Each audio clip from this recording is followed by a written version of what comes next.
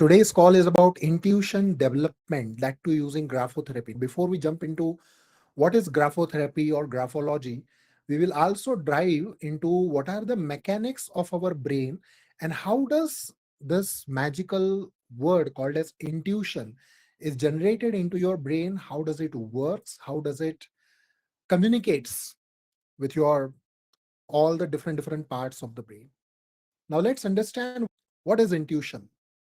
As the word itself says, in means anything inside, inner peace, inner where you wear it inside, inner peace you feel it inside. In the same way, intuition means to teach, to train someone.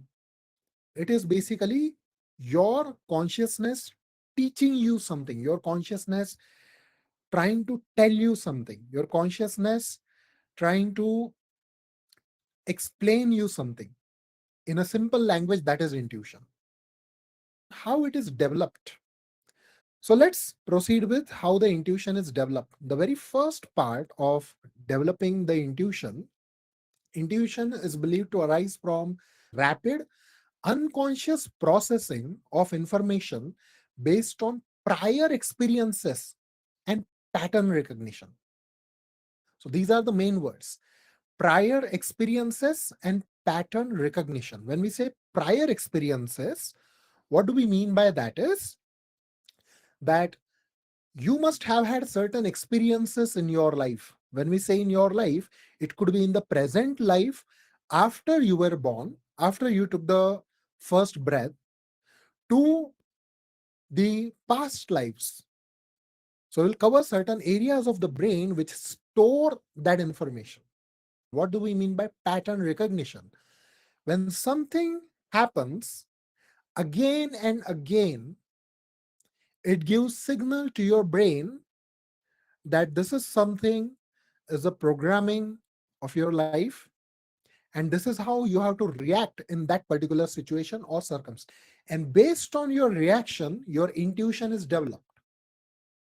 For example, you might be, say, a snake charmer in one birth. Snake charmer in India, we call it in Hindi as sapera. And in one birth, you might have been bitten by a snake and you might have died by the poison of the snake. Now, after both the incidences, what has been your reaction to that particular situation, which was the pattern? You had seen snakes both the times. Out of both, which one you end up storing? Which one you end up catching it as a prior experience? That particular intuition will work higher for you. The experience of playing with the snake as a snake charmer, which went on for maybe 10 to 15 years of your life, is always much more higher, better, and stronger as compared to just the snake biting and you dying, which happens in 5 to 10 minutes. But there are certain complexities involved here. So let's go into what are those. In intuition development, there are certain parts of the brain which are involved, where the first part is called as the basal ganglia. Now, this part is involved in implicit learning and automatic behaviors. Implicit learning means what you understand without consciously someone teaching you. So you made friendship with someone, the you asked the person to go for a movie, you insisted them a lot, but the person refused. Now, it was one experience, but what if your brain ends up taking it as a programming that friends will not agree to my request? That is called as implicit learning. See, the person is not saying that I will never agree to any of your requests. The person is saying, I will not come to you with the movie for today. That is what they are saying. But what you end up learning? People don't agree to my request. My friends don't listen to me. That's how the basal ganglia works. It develops such programmings in your brain. So implicit learning and automatic behavior, it just happens on its own. Next is insula, which processes interoceptive signals and contributes to the gut feeling.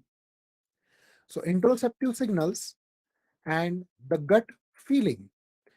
What do we mean by gut feeling is you get to just understand certain things. There is no logic behind it, there is no reasoning behind it, there is no understanding behind it. You just get that hunch, and that hunch is brought up into your memory on the surface of your brain from the insula. The feeling of knowing what is happening in your body. Yes. Third is anterior cingulate cortex. You can see the color highlighted. These are the parts of your brain. And what the anterior cingulate cortex does is it integrates emotional and cognitive information. It integrates the basal ganglia and insula, both the information. And this is something which has been also proven scientifically in a research by Lieberman et al., which was conducted in the year 2000 using MRI scans. It showed the activation in these areas during intuitive decision making tasks, from where the highly developed intuition results. Let us just quickly go through it. So, very first thing is it will result from your extensive domain specific experience. So, remember, some people say that whatever you feel is right, whatever your mind says, do that.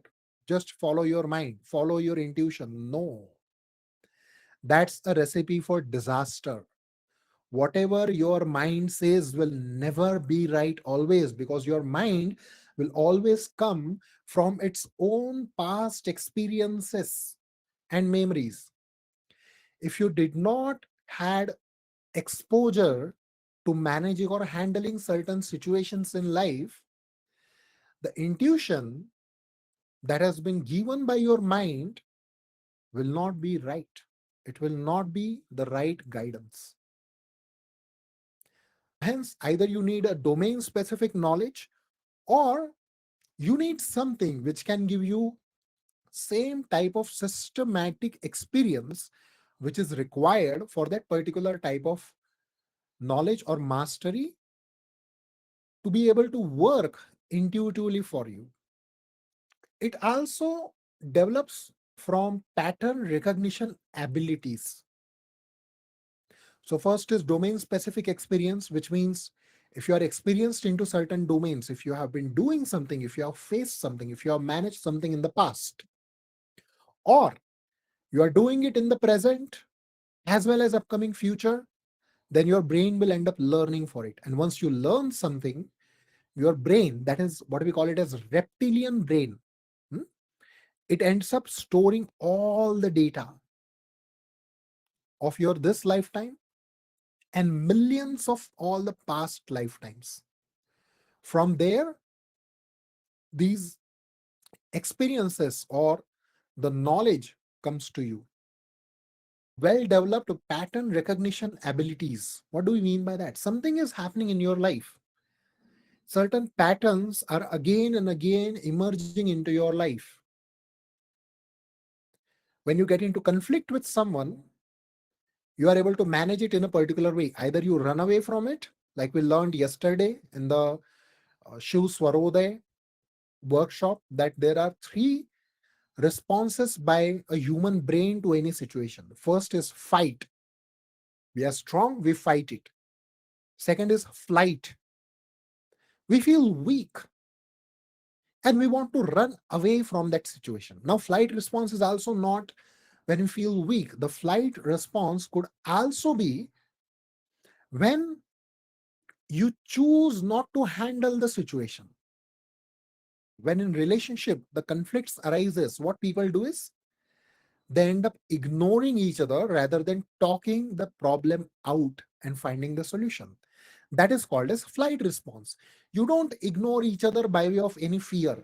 No, you ignore because you don't want to get into dirty conversation. Maybe you expressed your feelings, another person did not appreciate, acknowledge, or understood it. Maybe you try to explain the point logically to another person, but they just continue to do the same mistakes again and again. And now you are tired. You are like, I can do that, but I just don't want to waste my time, effort, energy, and resources on these things. So that also ends up developing as a pattern, and your brain will recognize these patterns. Third is efficient unconscious processing.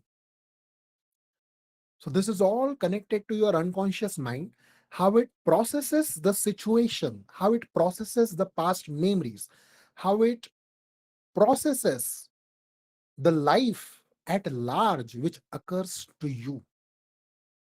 Next is strong connection between emotional and cognitive brain areas. So why we call it as gut feeling, we covered few minutes back. We call it gut feeling because your gut, your stomach is considered to be your second brain. And that is why in the science of Ayurveda it was written, and even many known personalities used to say that show me what the person eats and I will be able to predict what kind of person he or she will be. Because your gut is your second brain. Whatever you eat, that's how you become. If you are drinking, you will end up developing more and more flight responses in your life. Whenever you are in stress, you take that bottle, you drink, or you eat that scoop of ice cream to get free from stress, or you sit and start watching Netflix, TV, Amazon Prime, any soaps, or you just end up on the Instagram. It gives that pattern to your brain, and you end up developing those habits. And then that's what becomes your flight response for every challenge in life. That's how you end up becoming a weaker person instead of someone who can manage or handle anything. Yes. And these things, whatever I shared, these have been done as a study by Dr. Klein, Klein, the Calvin Klein, Dr. Klein. He is not connected to Calvin Klein, but the surname is same. And these studies were made in 1998 on expert decision making, which supports this view, showing that experts often make rapid intuitive decisions based on recognition of familiar patterns in life. Now we'll cover different parts of brain, their role and their intercommunication. So in the different parts of brain, so far most of the people might have learned about only two parts. So your brain, and where the orange color shows, that is your subconscious. On the left side, where it shows a small part of brain which is in the front side, it is a conscious mind. But there are many other different parts of the brain. So of course the conscious mind, which is associated with prefrontal cortex, and the usage of that is that it is involved in deliberate reasoning and decision making. So whatever you do in life, you need to have certain reason to decide on that act. That is the job of a conscious mind. Unconscious mind, it includes various subcortical structures and processes the information outside of awareness. So you are not aware, but it will process the information. You decided that you will start gym daily for next 1 year. You went first day, second day, third day, first week, second week. After a week, I would say, maybe 5 days or a week, or there comes a rainy season, and somehow you are not able to go to gym. Now, if you are not able to go to gym, you do have an option to work out at home, but you won't do it. You will chill. You will sleep. You will have some junk food. You will have certain snacks, or you will spend time watching TV, or you will just continue to sleep longer. So this is your information outside of your awareness. You are not even aware what you are doing. You end up doing it. This is also called as your mood. Sometimes people say that I don't feel connected with something. That is your unconscious response. Just because unconscious says you don't feel connected with something, it does not mean in reality that thing is not right for you. That thing can be right for you. That thing can be good for you. That thing can be beneficial for you as well. But the unconscious is covered by your past experiences and programmings. Now coming to next is subconscious mind. Do I have the photo of that? Instead of properly say naming, I will just show you this figure of brain. So neocortex, where the arrow shows, that's where is your subconscious. The red line which is drawn around the brain. So everything above the red line is conscious. Everything above the red line is say conscious and subconscious, upper and lower. Now here, the subconscious mind, it is used interchangeably with unconscious mind, but sometimes it also refers to information that can be easily brought to consciousness. And what are these informations which can easily be brought to consciousness? For example, in which school you studied. It's been 20, 30, 40, 50, 70, 80 years, but you don't forget that name. Although that information in your unconscious mind. The name of the first love of your life or the first crush, you never forget it. Although you have never met the person in your life. Now, this research also shows that your brain stores all the information. It never forgets. Just that we have to train it to bring that on the surface. So the subconscious mind, and then the next is superconscious mind. Superconscious mind is a concept from some psychological theories. It is not clearly defined in the neuroscience, but what many people make the meaning out of superconscious mind is the collective consciousness. The collective consciousness means the consciousness of all the minds combined together which are existing in the world, which is called as a superconscious mind. That also plays a role in your decision making. Next is called as critical filters. They involve the prefrontal cortex and anterior cingulate, which we covered few minutes back, filtering information for relevance. So basically, you might be faced with lot of information, while your brain has stored the information of hundreds and thousands years. But out of that information, what is relevant to you today, your critical filters will decide. And they will filter that information and they will bring it for use for you. That is your critical filter. That's what job the critical filter does. It narrows down the information, it filters the information, and the main part for that is relevance. If you want to know that if there is some fault with your critical filter, then you never talk relevant things in your life. You are at some spiritual ceremony, you are in some religious ceremony, and you start talking about murders, rapes, and all the stuff. You are at a place where, say, a fight is going on, and you start preaching spirituality. Get free from the moha of the wealth and land and everything. Nobody's going to listen to you, guys. You got to be practical. You got to tell what they want to hear. You got to tell something where the aggrieved parties will come to peace in the moment. If you see people who suddenly forget what is the topic going on and they start talking on something completely irrelevant, it means there is a fault with their critical filters. And next is frontal lobe. The frontal lobe, as the word says, frontal. It is in the front of your brain. It is all about executive functions, planning, and decision making. While critical filter filters out the information, brings it for the relevance. Now, even out of that relevant information, which information to be used for planning and execution and also decision making, that is something is the job of frontal lobe. And then we come to the amygdala. Now, amygdala is in the back side, and amygdala is all about your emotional processing, particularly the fear and threat detection. Okay, so these all part when combined together and they do their own job perfectly is when the intuition is developed and created. But even after creating the intuition, when your brain goes through this entire cycle and it creates certain hunch, gut feeling, what is more important is insights. That is out of the intuition.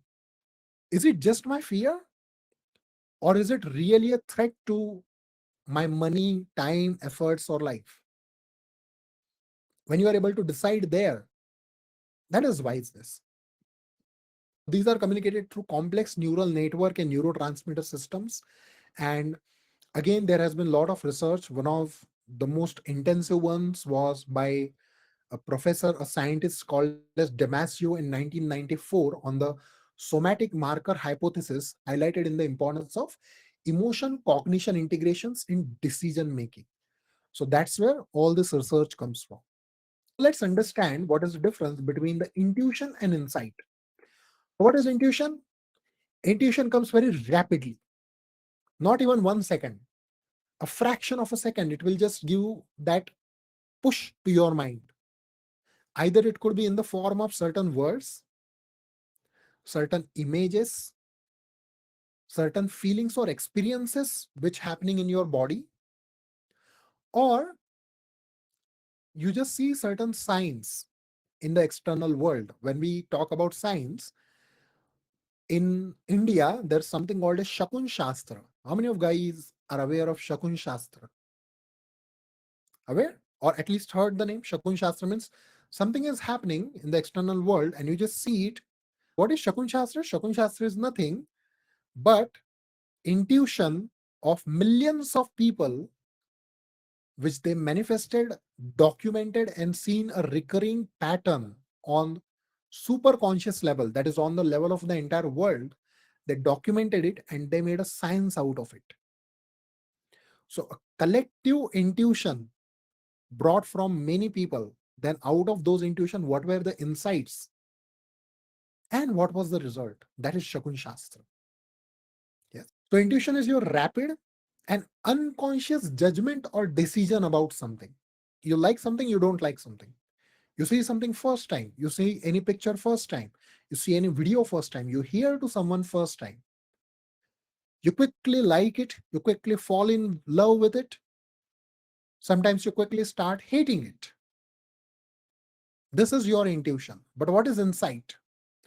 Insight is your sudden conscious understanding or solution to a problem.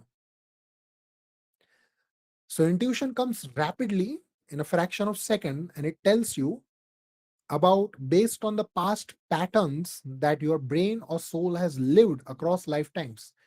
It will give you certain message. The insight is a sudden conscious understanding or solution to a problem. So you will have understanding that no, this is just my fear. You see a dog barking, but the dog is not barking at you. Maybe it is barking at the cat. Some people fear and run away from the dog. Some people, they just walk by. Even if not only one, but 10 dogs are barking and nothing happens to them. That is called as insight. And sudden fear of intuition will also come in the mind of those people. It's never that with 6 7 dogs are barking and even couple of them are looking at you also with those eyes, and you will just walk with a 100% confidence and peaceful mind from there. No, people still go through fear. They will still feel that fear, but beyond that fear, what we call in India, डर के आगे जीत है, they still walk by. And that is insight, because that insight gave them that solution that you don't need to fear, that you just need to walk, cross the path, and go to wherever you want to reach. So if I take these examples of barking dogs and two people, one who sees the fear, takes up fear as their main response and run away, or never crosses the road, never goes to the other side of the road. Another person who has fear, little fear, but with insights, they are able to walk through the road and reach to the other side unharmed. This is the same journey about any challenge, any situation, or any decision in your life. All the major decisions that you make, when you marry someone, when you become friends with someone, when you put trust into any person, when you fall in love, when you decide to fall out of love, when you decide to break up, when you decide to divorce someone, when you decide to start a new business, when you decide to discontinue the old business, it's the same journey. The barking dogs are the problems of your life. The path or road are your resources. The fear that you feel are the confusions or no clarity about how to get results out of this situation, the favorable results out of this situation.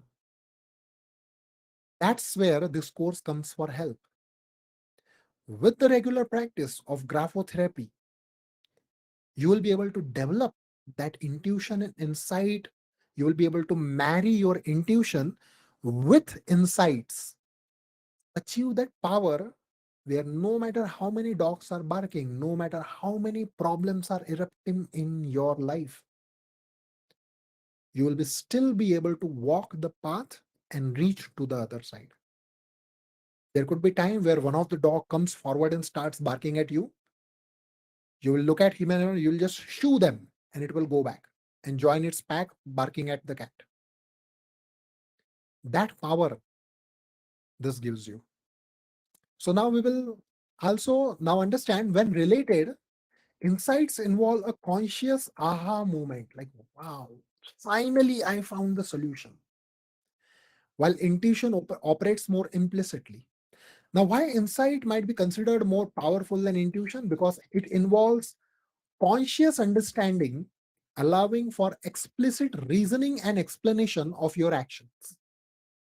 And when you have explicit reasoning and explanation of your actions, you are able to replicate whatever you are doing. For example, I can see many people here from my healing grandmastership course. Jayaji is there, Jaideep is there. I think many people are there. Amit is there. Many people are there from that. So you know that I did my own research for more than 2 years on Lama Fera symbols, and what I came up with is not available anywhere else in the world. How did I came up with that? Because whatever the intuition that I got, I was able to make some conscious understanding out of it, and I could come with explicit reasoning and explanation of that. That's what resulted into converting that intuition into insights and a knowledge which can be passed on to other people, by which you can train others, you can impart it to others. Now, this knowledge could be not only about your course, but this could be about how you live your life, how you manage your relationships. Whenever you struggle in life, what do? You go to your parents, you go to your mom, you go to your dad, you go to your elder brother, elder sister, you go to your family, your friends, your well wishers, your spiritual gurus, your spiritual masters, a person in whom you trust the most. You go to them and you ask them for solution, and whatever they say, those are their insights that they are able to train you. Not only that, the insights can also lead to generalizable knowledge and problem solving strategies. So I can convert anything into knowledge and devise it as a problem solving strategies and create a sure shot modus operandi to deal with any area of your life, which could be specific to you. You can impart it to others or you can teach it to others. And it is often associated with creative breakthroughs and innovation. So insight will always bring innovation in your life. It will always bring creative breakthroughs in your life. What you have never done in the past, how you have never managed or handled the relationships in the past. That is what the insights will give you. How you never managed the money part of your life, which ideas never surfaced your mind to earn more money. That all the insight is going to give you. However, just because insight is so much beneficial, it doesn't mean that we need to put the intuition on the back seat. Both intuition and insight are valuable cognitive processes with different strengths. The overview that we had, it touches on complex topics in cognitive neuroscience and psychology. So now I'm coming to how this can be applied or how the graphotherapy can help in developing the intuition and insights both. What are the reasons behind this? So, very first thing, why graphotherapy, I count it as the best science for developing intuition. More so, more than intuition, I would say insight, more so than meditation or chanting some mantras, doing some worship of God, goddess. Why graphotherapy works is because it involves neuroplasticity and brain hand connection. The most of the connections of your brain are with your hands, with your fingers. And as I say in many of the courses, I always say people that you have to write whatever you are learning. You have to write in the book. Why I always say that? Because your brain in a day can think of more than 48,000 thoughts. But when you write 10 things in a day, you are giving signal to your brain that this 10 thoughts or 10 things are the most important for me. I want you to give not only intuition, but also insights about these things. And that is what is involved even in your graphotherapy exercises. So, theory behind graphotherapy is based on the concept of neuroplasticity. Neuroplasticity is your brain's ability to form new neural connections, to form new thoughts, new programmings, new solutions, unique solutions. And by consciously changing handwriting patterns, we may be able to influence brain function as well. The strong connection between hand movements and brain activity is well established in neuroscience, and these are demonstrated by many studies on motor cortex plasticity. Some of them were done by scientists Sains and Dong in the year 2000. Now, another reason is graphotherapy. When you are doing this exercise, you will automatically reach to mindfulness and self awareness because the practice requires you to have focused attention on the writing process, which will promote mindfulness, that is, being in the moment. Increased mindfulness has been associated with improved intuition and insight in many studies, which have been done by a scientist, Ostafin and Kasman, in the year 2012. And by becoming more aware of our thought processes through handwriting analysis and modification, we might also potentially enhance our ability to recognize not only intuitive thoughts, but also the insights behind those. Third is pattern recognition. We already covered about pattern recognition a lot. Your intuition is based on pattern recognition. Your subconscious works on pattern recognition. Your conscious catches things on pattern recognition. Now, graphotherapy also involves modifying specific patterns of the handwriting. And when you're modifying this practice might enhance general pattern recognition skills, which are crucial for both intuition as well as insights. So your improved pattern recognition could potentially lead to better unconscious processing of information, supporting your overall intuitive decision making powers. And next is emotional regulation. So graphotherapy technique that we are going to cover in this focus on modifying your handwriting traits associated with your emotional states. So by practicing emotional regulation through handwriting, you will become more attuned to your emotional responses, and you will potentially enhance your emotional intelligence, which can support the development of, I would say, rather than development, which can support into marrying the intuition and insight part of your life. As emotional cues often play a role in intuitive judgment. Again, this has been done as a research by Damasio in 1994. And next is your cognitive flexibility. So the process of consciously changing ingrained handwriting habits may promote your cognitive flexibility. So this greater cognitive flexibility has been associated with improved problem solving and insight generation.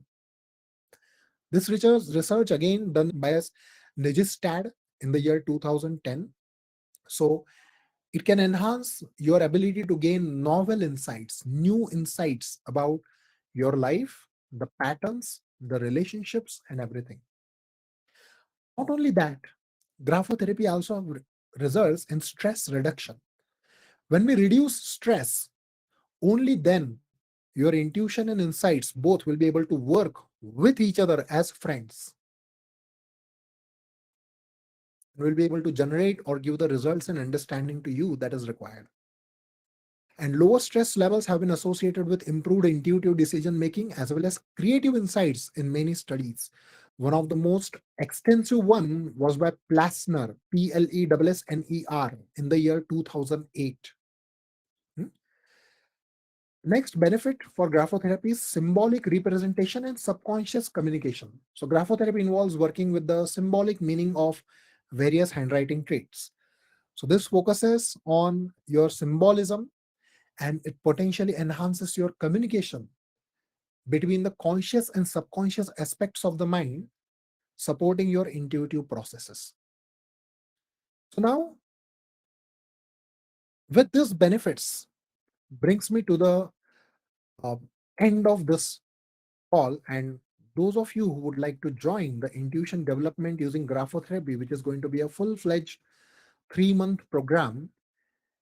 So if you are clear on learning and developing your intuition and insight relationship, and not only getting certain thoughts, certain feelings, certain emotions, but also able to make the meaning out of it and see how it can foster your life and how your mind can become your best friend, then this course for you. Now, how the course will go on? It is a 3-month journey. Starting this Wednesday, I'll be giving the first exercise of the graphotherapy. Once this first exercise is given, you have to practice it daily before going to sleep. What you require for this? You only require an A4 size blank register and a simple ballpoint pen. That's it, nothing else. And just consistency to do the exercises before going to sleep at night. So it's not that you have to go do something in the morning, because many people have to go to their office, they get up late, or they have other things to follow in the morning. But the time before you go to sleep at night is completely in your control. And if you can allot just 15 minutes, anywhere between 15 to 20 minutes before going to sleep at night, consistently for next 3 months, then you can make your mind as your best friend in the life. Tanmay, it will only need a notebook and a pen. That's it, nothing else. No any specific requirements for the pen. A simple requirement is it should be a simple ballpoint pen. It should not be a gel pen. It should not be an ink pen. A simple ballpoint pen, basically those 1 or 2 rupees pens that we use to use and throw pens, which we use in the office. 5 rupees wala pen. That is the best pen for this exercise.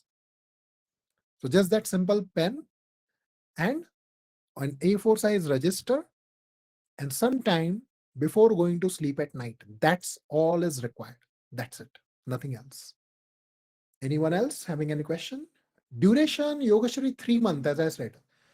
One exercise each month will be given to you. You will have to practice. And by the end of 3 exercises in around 90 days, you will see a significant shift, a significant growth in your overall intuitive capabilities and how you are able to find the solutions on your own about everything that you have learned and mastered. Yep. After 1 hour, we have another call on Shalvik Mantra Rahasya, which is again one of the most lengthy course that I'm going to teach after a very long time. So it has a 300 symbols and a lot of magical things, and it's based on the Mahamrityunjay mantra of Lord Shiva. So you can attend that call as well in understanding about the Shalvik Mantra Rahasya. Ranjana, yes, we will have one call in a month where I will explain you the exercise. After the exercise, we will form a group where you have to post the photos of your exercise at least once a week. And I will suggest you the corrections that needs to be made only once a week. Huh? There will be 4 recorded videos where I will go through all the people who have posted their samples. And that is how you will end up developing your pattern recognition abilities. That's it for today, people. Thank you very much for joining. I will see you in 1 hour again for Shalvik Mantra Rahasya. Take care. Goodbye. Stay blessed.